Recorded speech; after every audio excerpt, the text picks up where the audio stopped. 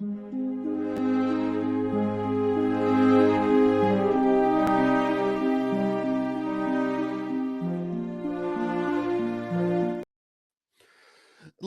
and gentlemen, welcome to another episode of Legion Teaches History. Now, what we're going to be talking about today is due to the holiday that just passed.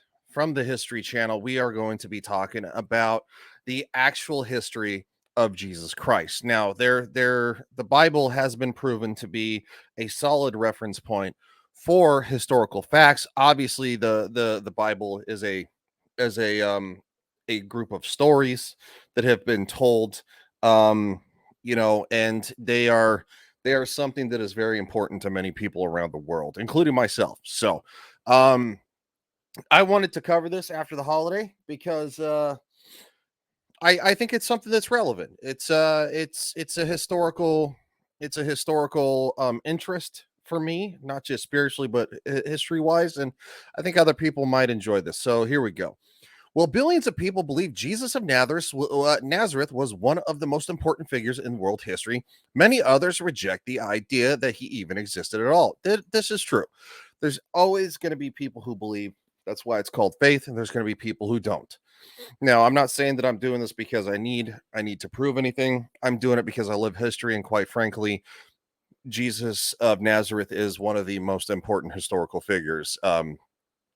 A 2015 survey conducted by the Church of England, for instance, found that 22% of adults in England did not believe Jesus was a real person. Among scholars of the New Testament of the Christian Bible, though, there is little disagreement that he actually lived. Lawrence McCutiak, an associate professor of library science at Purdue University and author of 2015's Biblical Archaeology Review article on the extra biblical evidence of Jesus, notes that there was no debate about the issue in ancient times either. Jewish rabbis who did not like Jesus or his followers accused him of being a magician and leading people astray, he says, but they never said he didn't exist. And that is true. That is actually very much true. Even Judaism and Islam both acknowledge Jesus Christ, and acknowledge Christians as people of the book, as it's called, because we are all one people of the book who believe in the Almighty Father above. Now, that's neither here nor there. That's not what we're here for, but we are here for the actual facts on the ground. There is no definitive physical or archaeological evidence of the existence of Jesus. There's nothing conclusive, nor would I expect there to be. Mikituk said peasants don't normally leave an archaeological trail, and that is correct. And many other historical figures who were considered peasants do not leave an archaeological trail. It is extremely hard to find. The reality is that we just don't have archaeological records for virtually anyone who lived in Jesus' time and place. This is correct. Says the University of North Carolina religious studies professor Bart D. Etterman, author of Did Jesus Exist? The Historical Argument of Jesus of Nazareth. The lack of evidence does not mean a person at that time didn't exist. It means that she or he, like 99.99% of the rest of the world at the time, made no impact on the archaeological world. Much like many of us today, if it wasn't for bank statements and stuff like that and financial records, many of us would not be considered notable figures. Now, once maybe human civilization is done and over with, or any type of electronic records are possibly deleted for whatever reason in an unforeseen future, many people like us will cease to exist also, because we are just the common everyday American man and woman. Questions of authenticity continue to surround the direct relics associated with Jesus, such as the crown of thorns he reputably wore during his crucifixion. One possible example is housed inside Notre Dame Cathedral in Paris, and the Shroud of Turin, a linen burial cloth purportedly emblazoned with the image of his face. Also, the veil of, it's the woman who stopped him, Margaret. I think it's the veil of Margaret, if I remember correctly. We just went over it, but anyway, it was also the woman in the street that actually stopped to show Jesus pity, and I think it's Margaret, Saint Margaret. She stopped to show pity on him and let him wipe his face on her veil, her cloth. Archaeologists, though, have been able to corroborate elements of the New Testament story of Jesus. Um, while some dispute the existence of ancient Nazareth, his biblical childhood hometown, archaeologists have unearthed a rock hewn courtyard house, along with tombs and a cistern. They have also found physical evidence of Roman crucifixion, such as that of Jesus described in the New Testament. So, as history progresses, we are finding more and more evidence of the history of civilization. No, because not just is history a part of all civilization, but uh you know, we'll say faith and religion is a part of pretty much every civilization that's ever walked this earth has believed in a higher form for the most part.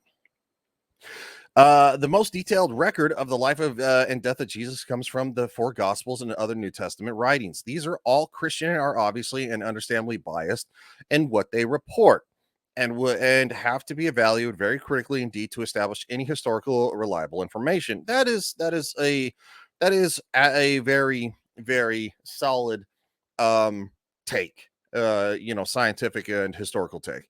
But their central claims about Jesus as a historical figure, a Jew with followers executed on orders of the Roman government of Judea, Pontius Pilate, during the reign of the Emperor Tiberius, are borne out by later sources with a completely different set of biases. Within a few decades of his lifetime, Jesus was mentioned by Jewish and Roman historians in passages that corroborate portions of the New Testament that describe the life and death of Jesus of Nazareth. The first century Jewish historian Flavius Josephus, who, according to Ehrman, is far and away our best source of information about the first century Palestine, twice mentions Jesus in the Jewish antiquities. His massive 20-volume history of the Jewish people that was written around 93 AD. Thought to have been born a few years after the crucifixion of Jesus around 37 AD, Josephus was a well connected aristocrat and military leader in Palestine who served as commander in Galilee during the first Jewish revolt against Rome between 66 and 70 AD. He would also be considered a historical figure to be noted. Somebody who is not just a common man, a peasant, so to speak. Although Josephus was not a follower of Jesus, he was around when the early church was getting started. So he knew people who had seen and heard Jesus. Mikietik, uh, Mikutiak says, I think I actually said that right for once. In one passage of the Jewish antiquities that recounts an unlawful execution, Josephus identifies the victim, James, as the brother of Jesus, who is called Messiah. While few scholars doubt the short account's authenticity, says Mukitius, I'm sorry, Mikutiak, more debate surrounds Josephus's lengthier passage about Jesus, known as the Testimonium Flavinium, which describes a man who did surprising deeds and was condemned to be crucified by Pilate. Mikutiak agreed with most scholars that Christian scribes modified portions of the passage, but did not insert it wholesale into the text. Now, I'm actually going to make this a two-part video. I don't want to run over 10 minutes. So we will actually continue this later, and it will be something that will be fun for us to do. There Science and religion and faith are the two things that are separated as of right now in this world. And one day I have a feeling that through science, through many means of science, we will prove more and more to those who have doubt. Now, I'm not saying that that's what Christianity is about. That is not what it's about. That's neither here nor there. I'm not here as a Christian myself. I'm here as somebody who believes in science, somebody who believes in historical evidence, and who loves history as true to myself, because I think the answers for humanity are in the past, to explain how we become better human beings going forward. So I think that, just like the ancient city of Troy was once thought as a very, very mythological place. Now, the birthplace of Jesus Christ has also been discovered as an actual archaeological place. And there are actual archaeological events other than the New Testament of historical accuracies and events of Jesus of Nazareth. So whether you choose to believe in Jesus Christ as your own personal savior is not why I'm here. I am here for the historical accuracies of it. I've now stepped over 10 minutes, but that's okay. So stay tuned for part 2, and we will discuss more, because history is what we do here, and I hope you guys enjoy this. So appreciate you guys. I'll talk to you again really soon. Ladies and gentlemen, welcome to the sponsor of this channel. The sponsor of this channel is Silk City Hot Sauce. It is a hot sauce company that I use personally. I love everything Silk City Hot Sauce does. They are a small business in Vermont, southern Vermont, and they use all the ingredients from a farm down the road. They got farm fresh ingredients. It tastes great. They have the best peppers. And quite frankly, I have tried many of their sauces. I love them. I've tried Prime Time Fired Up with Alex Stein. That is good. It's got a good heat to it right out of the gate. Killer Hot is another one that I do love. I love Killer Hot. That one is probably one of my favorites. Alex Stein's is also one of my favorites. I would also say that I have tried Nightmare. This is Chrissy Mayer's hot sauce. They do a great job with that. Bob Levy's blue cheese ass licking hot sauce. That's right.